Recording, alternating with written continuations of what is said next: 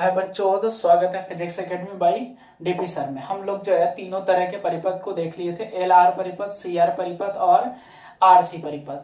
हम लोग को अब देखना है एल सी आर परिपथ। एल सी आर परिपथ का मतलब किस बार प्रेरकत्व, संधारित्र और प्रतिरोध तीनों को एक ही साथ किसी प्रत्यावर्ती स्रोत से जोड़ देते हैं। ठीक है, देखिए एल सी आर परिपथ। एलसीआर परिपथ एग्जाम के दृष्टि से सबसे ज्यादा इंपॉर्टेंट ये परिपथ है। ठीक है, इस पर न्यूमेरिकल्स, डेरिवेशन, ठीक है, दोनों चीजें आती है। तो एलसीआर परिपथ को ध्यान से देखेंगे। यहां पर ये एक प्रेरकत्व है हमारे पास, फिर इसके बाद मैं एक संधारित्र को जोड़ा हूं और फिर इसके बाद एक प्रतिरोध को जोड़े हैं। यहां पर कोई प्रत्यावर्ती स्रोत लगा दिए हैं। ये किसी कोई प्रत्यावर्ती स्रोत है। ठीक है, ये हमारा L हो गया, ये C हो गया, ये R हो गया। ये कौन सा परिपथ है? LCR परिपथ। LCR परिपथ जैसे ही जो किसी प्रत्यावर्ती स्रोत से जोड़ते हैं तो हम ये जानते हैं कि R के सिरों के बीच धारा और वोल्टेज दोनों किस कला में होंगे? समान कला में होंगे। प्रतिरोध के सिरों के बीच धारा और वोल्टेज समान कला में होंगे।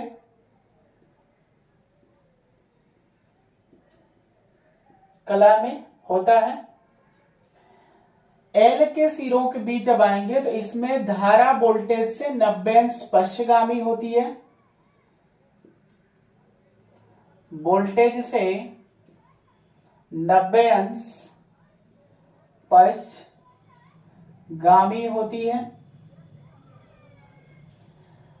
सी के सिरों के बीच देखेंगे तो धारा वोल्टेज से 90 अंश अग्रगामी होती है। वोल्टेज से 90 अंश अग्रगामी होती है। ठीक है, तीनों को मिलाकर यदि हम कोई ग्राफ को खींच रहे हैं एक तरह से यहां पर, तो प्रतिरोध के सिरों के बीच वोल्टेज और धारा दोनों किस कला में है? समान कला में है। तो प्रतिरोध के सिरों के बीच वोल्टेज और धारा दोनों किस कला में हो गए? समान कला में हो गए। इसके बाद यहां पर क्या जोड़ा गया है? एल जोड़ा गया और सी जोड़ा गया है।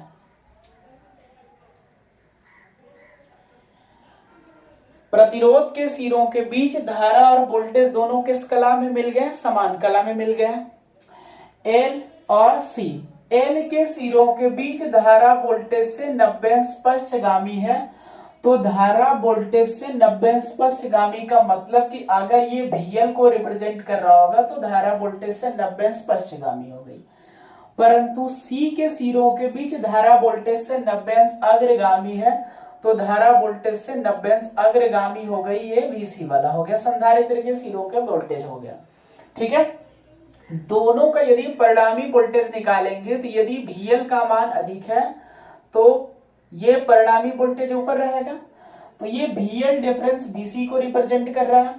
ये VL डिफरेंस VC को जब रिप्रेजेंट कर रहा है और इधर VR है, तो इन दोनों का परिणामी कहीं न कहीं कहां निकलेगा?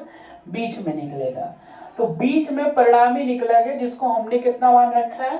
V मान रखा है। ठीक है, जब V मान लिए हैं तो इस स्थिति में यहां से एक लाइन ड्रॉ करेंगे तो ये 90 डिग्री का एंगल है और 90 डिग्री है, तो ये कोण मान लेते हैं कि धारा से कितने कोण पर है? फाई कोण पर है परिणामी वोल्टेज उसका। ठीक है, तो जब ये VL डिफरेंस VC को रिप्रेजेंट करेगा तो ये भी VL डिफरेंस किसको रिप्रेजेंट करेगा? VC को। और ये किसको रिप्रेजेंट कर रहा है? VR को। परिणामी वोल्टेज भी निकालेंगे तो पाइथागोरस प्रमेय लगाएंगे। पाइथागोरस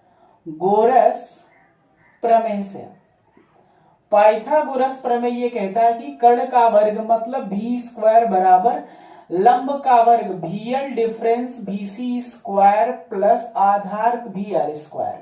ठीक है, V का यदि मान निकालेंगे तो कर्णी में VL डिफरेंस VC का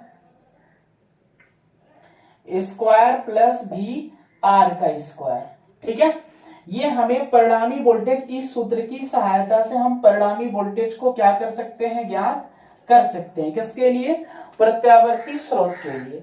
यदि वोल्टेज हमें जो है परिणामी के रूप में ना दिया हो, यदि जो है प्रेरकत्व के रूप में हम निकालना चाहते हैं, तो हम लिख सकते हैं V बराबर, करड़ी में क्या लिखा हुआ है, VL डिफरेंस BC। VL को लिख सकते हैं I into x L, difference I into x C का होल स्क्वायर, ठीक है, प्लस I इंटू VR के जगह I इंटू R का होल स्क्वायर, ठीक है। वर्ग करेंगे यहां पर तो आई स्क्वायर यहां भी मिलेगा, आई स्क्वायर यहां भी मिलेगा, आई स्क्वायर यहां भी मिलेगा, कॉमन ले लेंगे और रूट से बाहर निकाल देंगे तो ये आई हो जाएगा एक्सएल डिफरेंस एक्ससी का whole square plus R square. यहां पर आई जो दिख रहा है ये गुणा के रूप में इधर चलाएगा, भाग के रूप में हो जाएगा, तो भी बटे में आई बराबर करड़ी में हो गया एक्सएल डिफरेंस एक्ससी का whole square plus R square, ठीक है। भी बटे में आई एक तरह से ये प्रतिबाधा का काम करेगा, यहां पर ये एक तरह से प्रतिबाधा है, और प्रतिबाधा वही काम करती है जो प्रतिरोध करता है। मतलब कि जो किसी प्रत्यावर्ती स्रोत में धारा के मार्ग में अवरोध उत्पन्न करेगी, जो काम रेजिस्टेंस करता है वही काम कौन कर रही है, प्रतिबाधा कर रही है, ठीक है। तो हम इधर इसको मिटा देते हैं, मिटाने के बाद आगे ऊपर लिखते हैं ये लाइन, आप इसको कहीं ना कहीं स्क्रीनशॉट ले लीजिएगा वीडियो को रोककर, ठीक है। चलिए, अब भी बटा में आई जो लिखा गया है यहां पर, इस भी बटे में आई को लिखते हैं जेड, ठीक है। मतलब कि जेड बराबर करड़ी में लिख सकते हैं एक्सएल डिफरेंस एक्स सी का whole square plus R square, ठीक है। एक्सएल बराबर सूत्र हम लोग पढ़े हैं ओमेगा इंटू कितना होता है, एल होता है। एक्स सी बराबर सूत्र पढ़े हैं एक बटा में कितना होता है, ओमेगा इंटू सी होता है। तो दूसरे रूप में यदि व्यक्त करना चाहे तो हम इसको लिख सकते हैं एक्सएल के जगह पर लिख सकते हैं ओमेगा इंटू एल डिफरेंस एक बटा में ओमेगा इंटू सी का whole square plus R square. इस सूत्र की सहायता से भी हम प्रतिबाधा को क्या कर सकते हैं, ज्ञात कर सकते हैं। प्रतिबाधा मिल गई हमें, परिणामी वोल्टेज मिल गया हमें, ठीक है। अब हम ये निकालेंगे कि जो हमें परिणामी वोल्टेज यहां पर दिख रहा है ये धारा से कितना कोण अग्रगामी है। मतलब कि परिणामी वोल्टेज और धारा के बीच कितना अंश का कोण बन रहा है, इनके बीच कलांतर कितना है, ठीक है। वो आगे चल रहा है कि वो पीछे चल रहा है। तो हम इसको मिटाते हैं, आप वीडियो को रोककर कहीं ना कहीं जो है स्क्रीनशॉट लेकर लिख लीजिएगा। चलिए,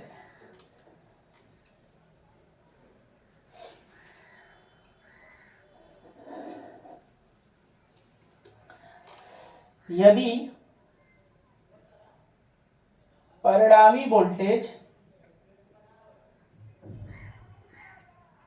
वोल्टेज तथा धारा के बीच कलांतर फाई हो तो उस स्थिति में tan फाई बराबर लिख सकते हैं लंब बटा में आधार। लंब हमारा कितना दिख रहा है, VL डिफरेंस BC, आधार कितना है VR।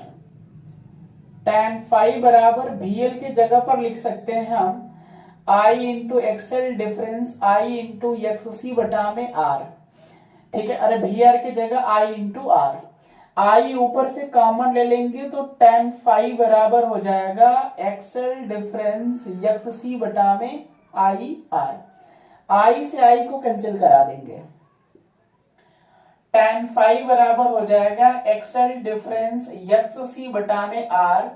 इस सूत्र की सहायता से हम कोण को ज्ञात कर सकते हैं, वरना और भी आगे हम बढ़ाकर इसको लिख सकते हैं tan फाई बराबर एक्सएल बराबर सूत्र होता है ओमेगा इंटू एल, ठीक है। डिफरेंस एक बटा में ओमेगा सी, ठीक है, बटा में आर। फाई बराबर लिखेंगे तो हम यहां पर लिख सकते हैं फाई बराबर tan inverse omega L difference एक बटा में ओमेगा सी बटे में कितना है, आर है, ठीक है। इस सूत्र की सहायता से हम परिणामी वोल्टेज और धारा के बीच कलांतर ज्ञात कर सकते हैं। इससे पहले मैंने जो बताया वो प्रतिबाधा को ज्ञात कर सकते हैं, ठीक है। इससे पहले भी बताए थे परिणामी वोल्टेज। तो ये एलसीआर परिपथ है। एलसीआर परिपथ अभी खत्म नहीं हुआ है, अभी एलसीआर परिपथ में बहुत कुछ चीजें बाकी है। तो आप इसको वीडियो को रोककर कहीं ना कहीं एक जगह स्क्रीनशॉट लेकर नोट कर लीजिएगा, मैं मिटाने इसको जा रहा हूं, ठीक है। चलिए पॉइंट इसमें हम लोग देखेंगे कि यदि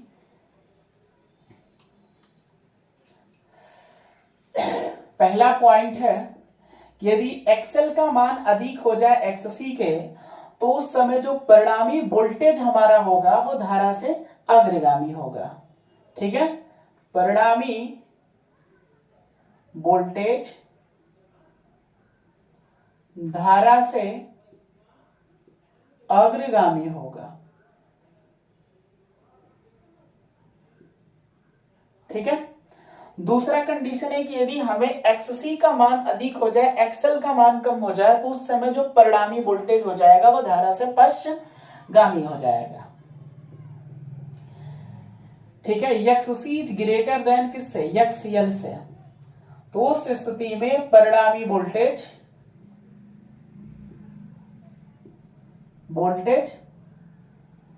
धारा से पश्चगामी होगा, ठीक है। और तीसरा कंडीशन है कि जब एक्सएल बराबर हो जाए एक्ससी के, तो उस स्थिति में जो परिपथ होगा वो वैद्युत अनुनाद की स्थिति में हो जाता है, अनुनाद की स्थिति कहलाती है।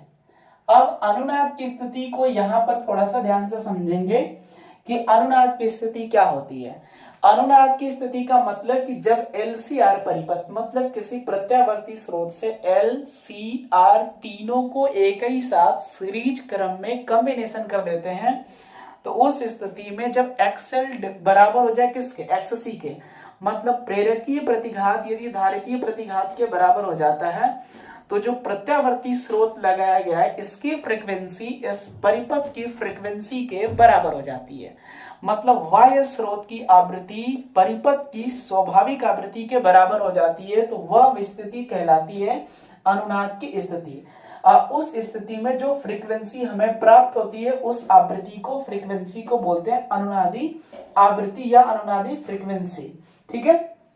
तो एक्सएल बराबर हो गया एक्ससी के। जब एक्सएल एक्ससी के बराबर हो जाएगा तो एक्सएल बराबर लिखते हैं ओमेगा एल, ठीक है। और एक्ससी बराबर होता है 1 में ओमेगा सी। ओमेगा बराबर सूत्र होता है 2 पाई एफ, ठीक है। तो इसको मैं इधर लिख देता हूं यहां से,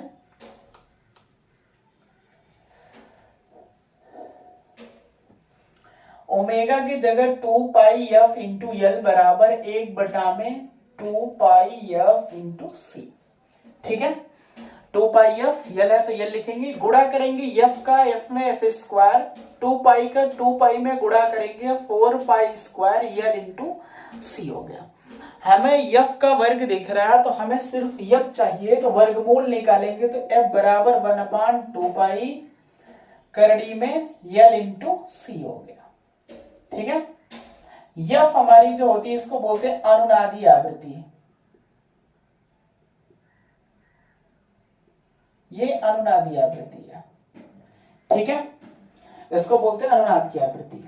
जब अनुनाद की आवृत्ति हमें मिल गई है, इस स्थिति में देखेंगे कि जब हमारा परिपथ अनुनाद की स्थिति में हो जाता है, एक्सएल बराबर एक्ससी के हो जाता है, तो उस स्थिति में धारा का मान बढ़ता है कि धारा का मान घटता है, इसको हम लोग देखेंगे। जेड बराबर अभी हम आपको बताया है एक्सएल डिफरेंस एक्ससी का whole square plus R square, ठीक है। एक्सएल और एक्ससी दोनों आपस में बराबर है। जब एक्सएल और एक्ससी दोनों आपस में बराबर होंगे तो उस स्थिति में ये वाले मान 0 हो जाएंगे। मतलब कि हम जेड बराबर एक्सएल और एक्ससी दोनों इक्वल तो 0 का वर्ग प्लस आर स्क्वायर, मतलब कि जेड किसके बराबर, आर के। पहले जो प्रतिबाधा मिल रही थी वो प्रतिबाधा जेड बराबर करड़ी में एक्सएल स्क्वायर डिफरेंस एक्ससी का स्क्वायर, मतलब डिफरेंस होल वर्क कर लेते हैं, ठीक है, प्लस आर स्क्वायर। पहले जो रेजिस्टेंस मिल रहा था प्रतिबाधा वो इतना मिल रहा था, अब प्रतिबाधा जो मिल रही है वो Z is equal to R के, मतलब कि बहुत कम प्रतिबाधा हो गई, प्रतिबाधा प्रतिरोध के बराबर हो गई। और जब प्रतिबाधा केवल प्रतिरोध के बराबर हो जाए, इन दो का कोई मतलब नहीं रहा, ये धारा के मार्ग में कोई अवरोध उत्पन्न नहीं करेंगे, तो उस स्थिति में परिपथ में जो धारा होगी वो बढ़ जाएगी, मतलब धारा के मान में क्या हो जाएगा, वृद्धि हो जाएगा, आई क्या हो जाएगा, बढ़ जाएगा। यह स्थिति तब आती है जब जो है हमारा परिपथ अनुनाद की स्थिति में हो जाता है, मतलब प्रेरकीय प्रतिघात धारितीय प्रतिघात के क्या हो जाती है, बराबर हो जाती है। ठीक है, तो धारा का मान क्या करेगा, इंक्रीज हो जाएगा, मतलब धारा के मान में वृद्धि हो जाएगी। ठीक है, धारा का मान बढ़ जाएगा, यस ई। ठीक, चलिए, तो एलसीआर परिपथ हमारा ये एलसीआर परिपथ पूरा का पूरा खत्म हो गया। ठीक है, अब हम लोग जो है इसके आगे अगले वाले वीडियो में अगला टॉपिक